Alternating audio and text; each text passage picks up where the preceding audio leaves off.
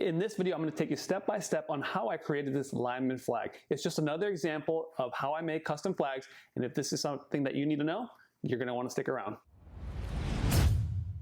Hey, what's going on, guys? This is Edgar with AE Timber and Pine, and it's been a while since I've uploaded a video, and it shows because as I was preparing this video, or as I was going through the tutorial process in Carbide Create, you could tell there was my flow was off a little bit, and I decided to keep that in the video because just to show you, just because I make a lot of flags doesn't necessarily mean that it's secondhand nature or second nature by the time I come back to it maybe 3 months later.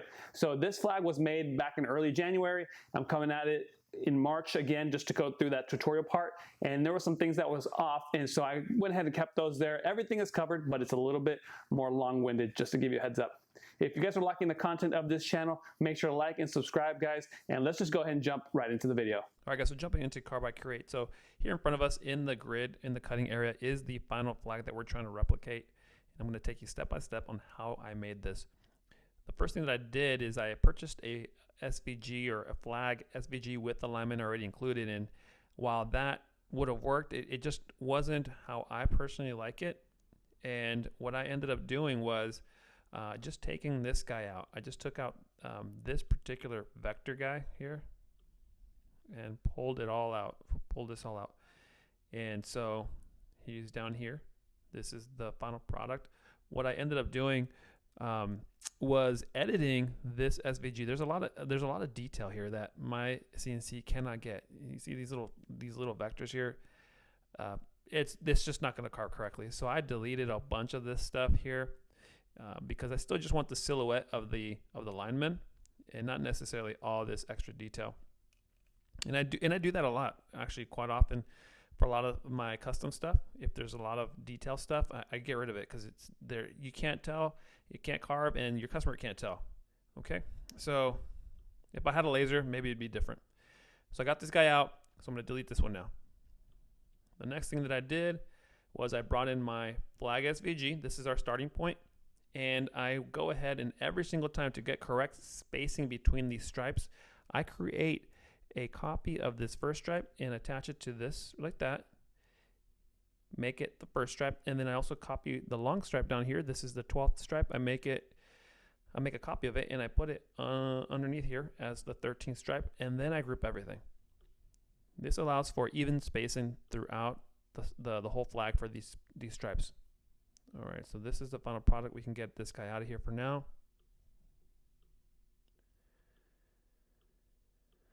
And now this was a small flag, so I need to come to the job setup screen and click on that little gear. And this is 24 by 13. Click OK. And now I'm going to click on the Align Vectors option and click horizontal vertically. And as you can tell, there's still a little bit of space up here, so I'm going to try to cover that whole space up. So I'm going to go ahead and increase the size just slightly, maybe to that. It's just playing around with it. And that looks good enough. It doesn't need to be perfect. You won't be able to tell, but that is it right there. So then I'm going to ungroup everything here to be able to then delete this first stripe and this last stripe. I'm going to select my stars, group those.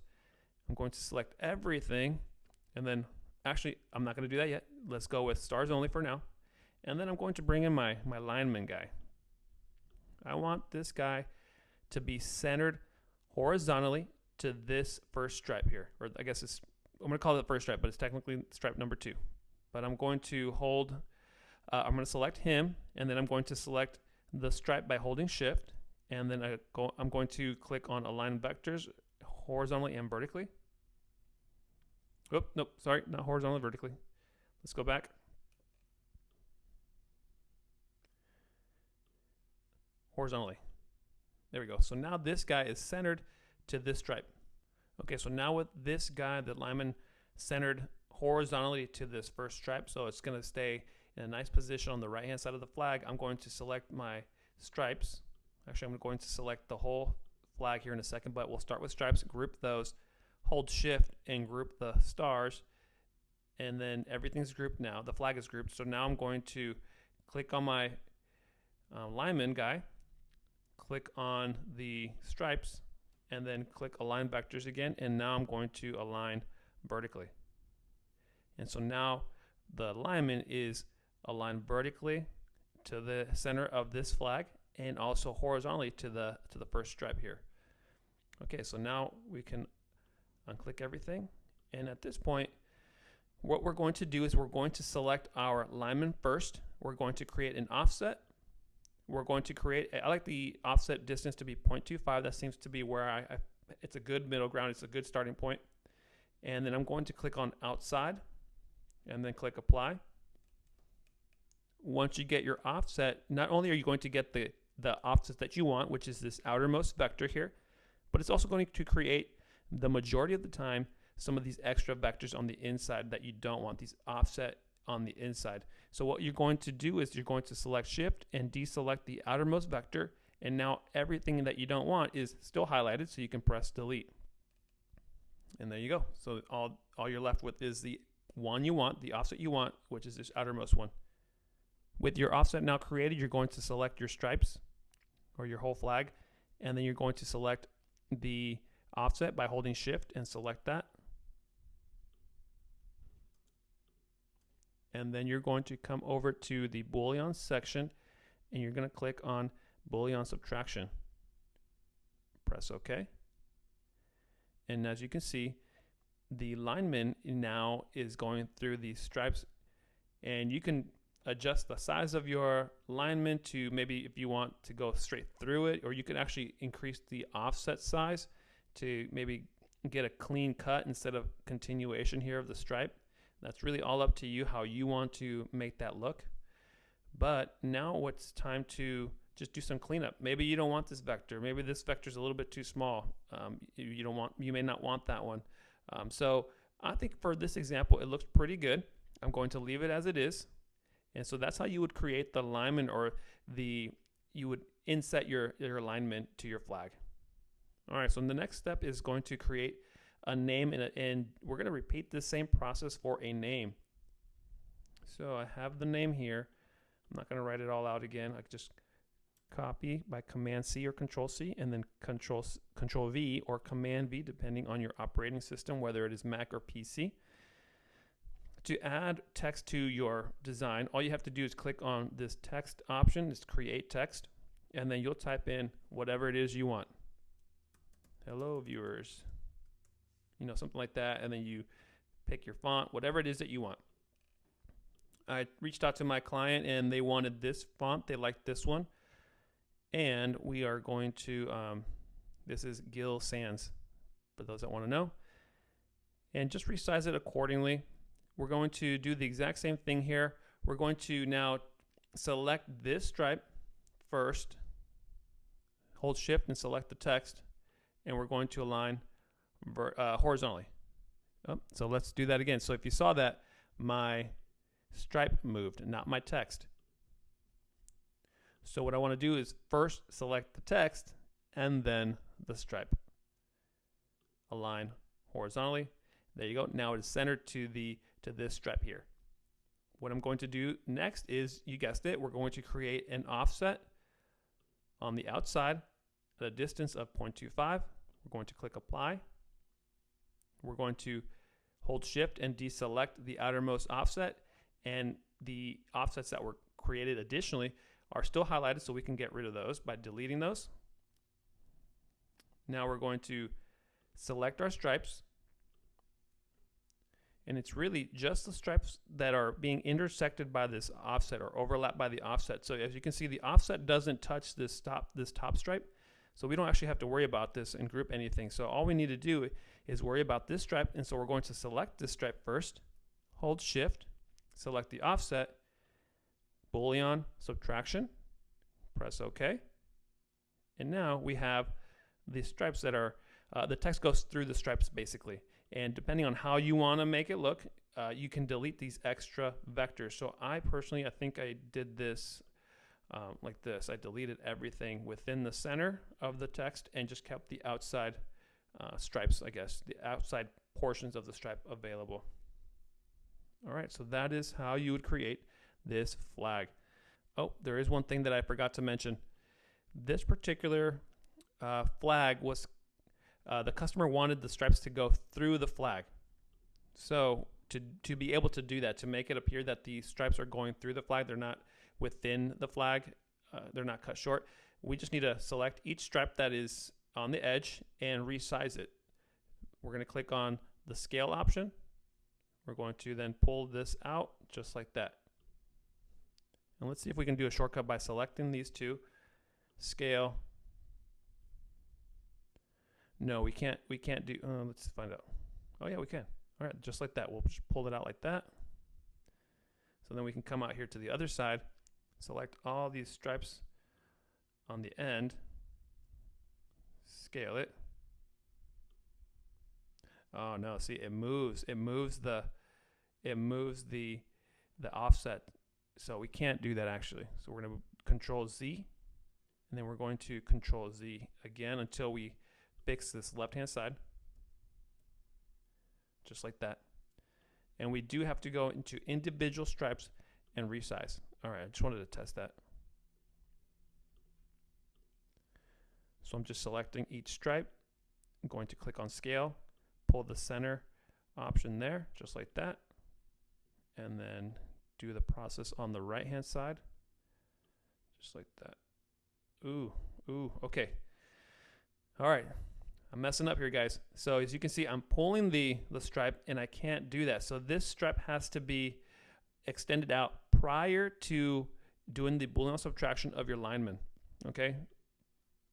That is the step. And I probably did this exact same mistake when I first did it, but I'm a couple months late on doing this tutorial, so I've already forgotten. But if you want to just to keep this in mind, if you want stripes that go through the flag and don't cut short, you'll just have to do that part prior to doing any Boolean subtraction functions. Okay, so we're just going to leave it as that. Let me just delete these or go back here just like that. We'll just keep it like that. And let's talk about toolpaths now. So the toolpaths are going to be stars first, or one of those toolpaths is going to be stars, and that's going to be a V carve. Since this is a small flag, I'm going to be using a 60-degree V bit.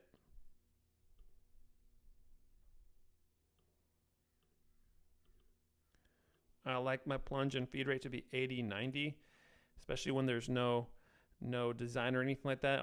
Let's just speed up this process. My depth per pass is 0.15. And we're going to set our max depth to stock bottom. Just like that. Then everything else we're going to advance V carve. What we're going to do is we're going to select the entire flag. Since the stars are grouped, we can hold shift and deselect those by clicking on them while holding shift. And now everything else we can V carve, or advance V carve, excuse me. Since it is a small flag, I'm going to use my 1/8 inch end mill. And you know, you can jump this up to 75, 85, RPM 18,000, depth per pass at 0.050, that's fine. My max depth right now that I'm liking is 0.04. Press OK. Let's speed this thing up. Let's go 65, 45. Press OK.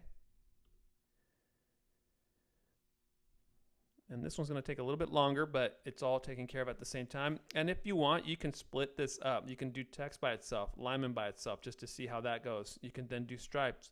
It all depends on how you want to do it.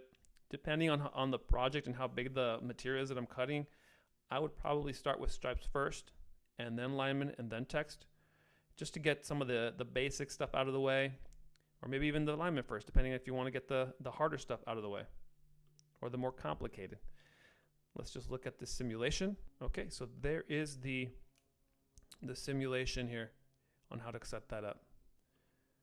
Okay, now, depending on how you want to paint this, there is something to consider. If you want to paint this all one color, then you're good to go. If you want to paint it all black, for example, and then have this image and the stars being the natural pine color, then you're set to go. But if you want to do an American flag color, red, wood, and blue, or red, white, and blue, you're going to have to do this a little bit differently. What I ended up doing was I had to carve it twice, basically. One to a shallower depth on these stripes to be able to determine where my red stripes are going to start, this border of the union, and where the blue starts. So you have to take your stripes here first and do an initial carve, an advanced V carve. Enable this. Let's go with a 1/4 inch end mill. 80-90. 80-90. Let's burn through this here real quick. And you want to max depth of, let's say, like 0.2. You want to go half the distance, let's say, the overall final max depth of your stripes. What this is going to do is it's going to allow you to see where that border is for that union. Disable this one. Let's keep that one enabled. So now with this, you can come in here and you can paint this blue or stain it blue and then stain everything else red. You can just stain the entire flag red, because what's going to happen once this initial carve of the stripes is done, so it'll look like this, right? You'll have no stars. You have the borders now. You can now stain this blue, and you can stain the entire remaining flag red. And what it's going to do is going to allow you to then come back in and run your advanced V carve at the max depth, and you're going to be able to get the correct colors and everything like that, right? That's basically how you would do a red, white, and blue flag. Okay, and the last thing that I did, this here is set to 13 by 24, but the material that I'm carving on is actually, if I'm not mistaken, is 16 by 24. So what I ended up doing was I grouped everything. Once everything was set up correctly to the smallest flag, I centered this, and I also created a vector that is 24 inches wide and 13 inches tall. And I centered this as well. So this vector is the size of my final flag. My design fits within the flag here, just like that. And just, again, one thing that you guys should notice here, that look how much space there is here versus down here. That is why we do this like that. We use the same one here like that. Select everything, deselect this one. There we go. See, now everything is striped. The stripes, especially the first and the last, are now spaced correctly. Come back in here, delete this, delete this. The last thing that I did was I selected this outside vector, and I made a contour toolpath with my 1/4 inch end mill, 80-90. We're gonna go stock bottom. We want to cut through this entire piece of material. My offset direction is outside right. We'll press OK. And one thing that we do want to make sure that we add are tabs. So we're going to add tabs to this.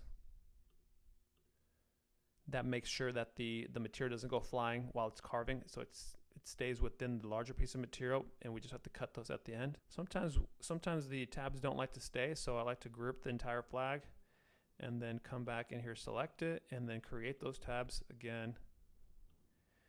And for some reason that works. So press OK. There we go.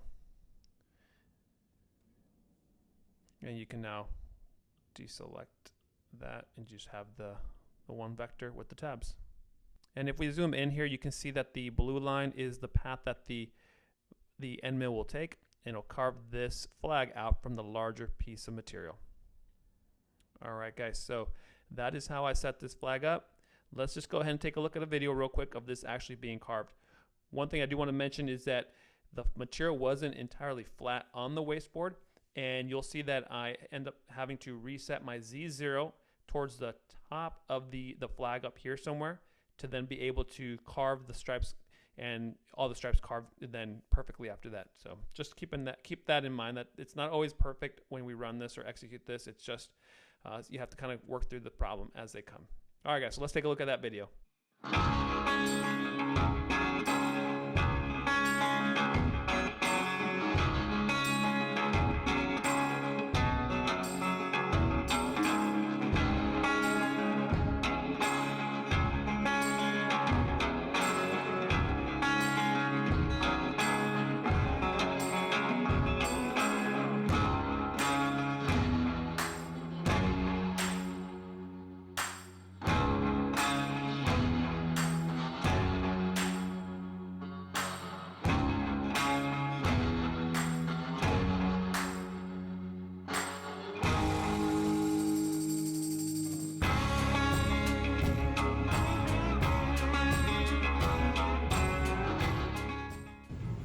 gonna reset my zero, my Z0 up here, this general area, because my straps are not carbon deep enough. So let's just do that real quick.